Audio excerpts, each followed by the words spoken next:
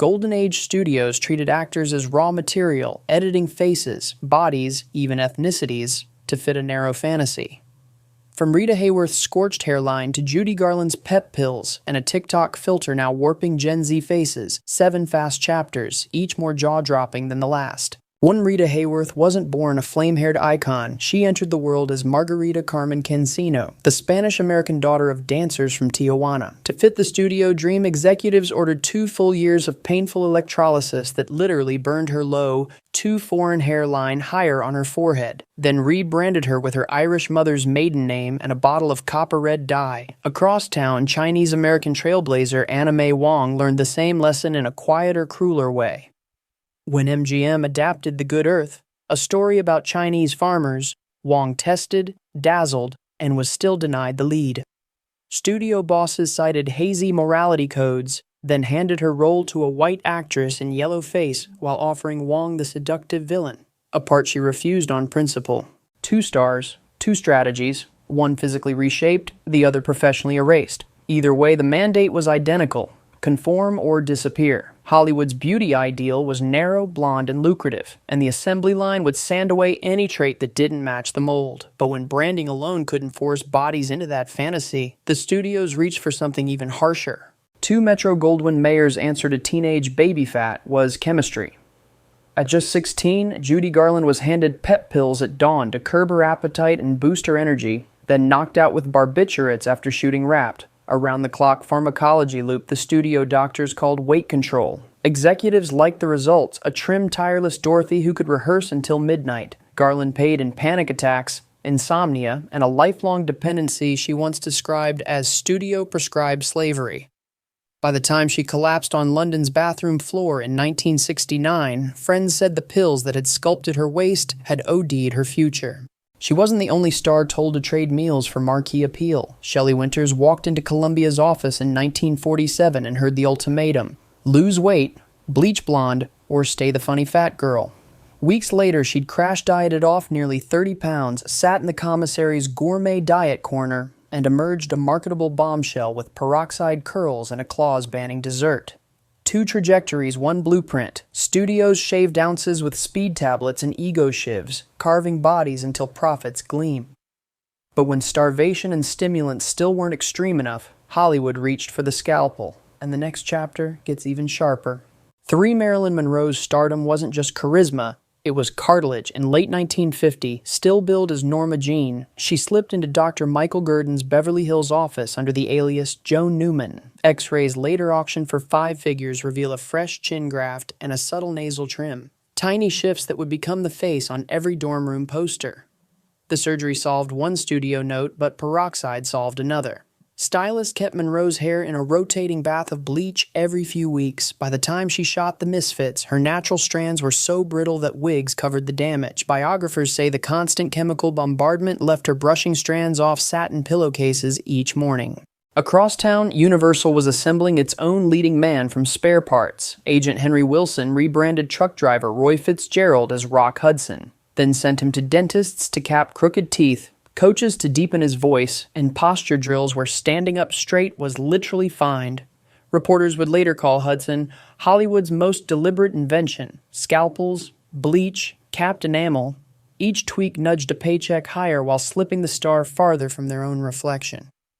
If bone and bleach could be molded, so could light itself. And the next tricks would make cameras do the cutting. 4. Josef von Sternberg didn't sculpt Marlene Dietrich with a scalpel. He used a lamp.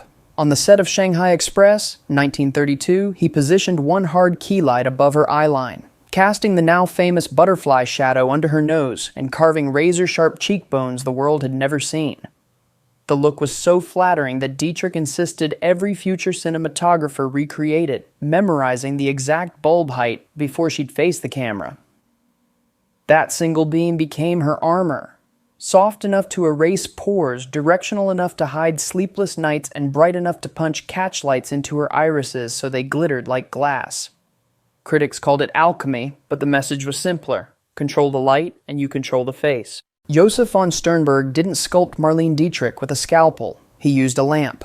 On the set of Shanghai Express, 1932, he positioned one hard key light above her eyeline, casting the now famous butterfly shadow under her nose and carving razor-sharp cheekbones the world had never seen.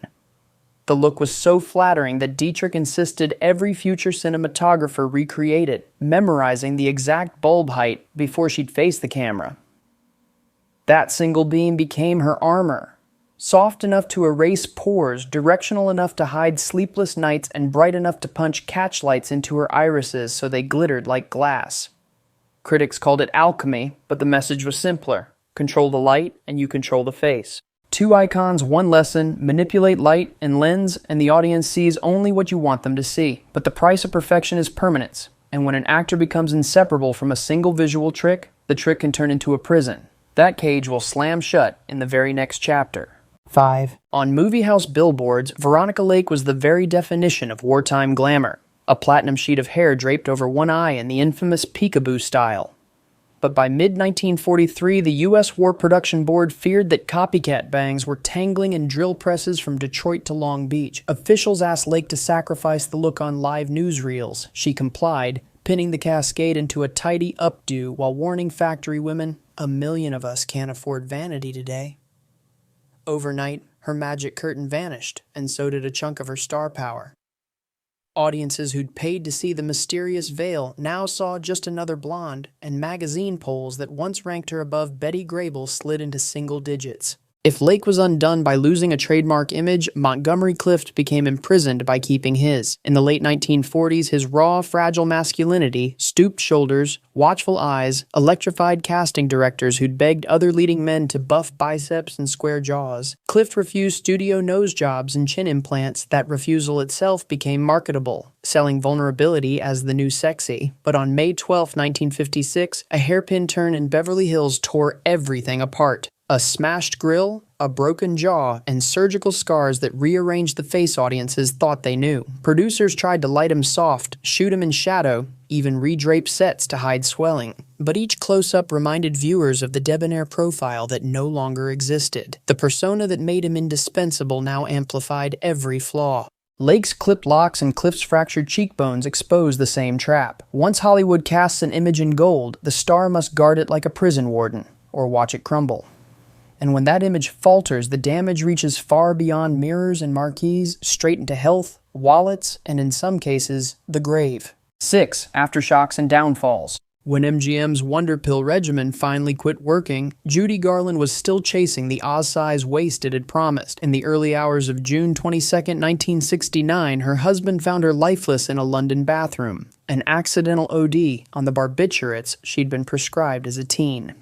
Doctors called it incautious self-overdosage, but fans knew it was the studio's old prescription cashing its last check. Veronica Lake's collapse looked quieter, but cut just as deep. By 1962, a New York Post reporter spotted the once hypnotic blonde pouring drinks in Manhattan's Martha Washington Hotel under the alias Connie de Toth. Headlines painted her as destitute. She insisted on returning every sympathy dollar, yet alcoholism kept her hustling short TV gigs until hepatitis and acute kidney failure claimed her at 50, nearly penniless and far from the spotlight. Rita Hayworth's tragedy unfolded in slow motion. Diagnosed with early-onset Alzheimer's at 61, she spent her final years drifting through memories that no longer landed, passing away in 1987 at 68. A diagnosis that finally forced America to confront a disease many still whispered about. Zoom out, and the toll is staggering. Of the 15 stars we've met so far, at least 5 would later die from substance-related complications, and 3 saw their fortunes vanish before the final curtain. Proof that Hollywood's beauty machine could mint diamonds and debts in the same breath. But if studios once held the only keys to that machine, today every smartphone user can spin its gears, and the consequences might be even harder to escape. 7. From studios to smartphones. Tap once, and a jawline Monroe would have bled for snaps into place. TikTok's bold glamour and old Hollywood face filters can shrink noses, lift cheekbones, and flood irises with Dietrich-style catchlights. No electrolysis, no peroxide, just code. As of April 2025, the bold glamour tag alone has appeared in 40 million plus videos, a digital assembly line churning out flawless clones at the speed of swipes. Regulators noticed in November 2024, TikTok agreed to block high-impact beauty filters for users under 18 across Europe and the UK, citing research that the effects spike anxiety and body dysmorphia scores among teens. Fresh EU guidance under the Digital Services Act tightens the screws from May 2025 forward, demanding clearer disclosures and expanded mental health resources whenever filters reshape a face. Conclusion: beauty built on broken people Hollywood's golden sheen was forged in hot lamps, colder scalpels, and contracts that swapped names, limbs, and even memories for box office glow. Rita's scorched hairline, Judy's pill jar lullabies, Marilyn's x-rayed secrets, Dietrich's engineered light, Lake's vanished veil, Cliff's unrepairable crash, and the algorithmized masks now pulsing on every phone screen. Each chapter shows the same bargain. Trade a piece of yourself, gain a moment of perfection, risk losing the rest forever.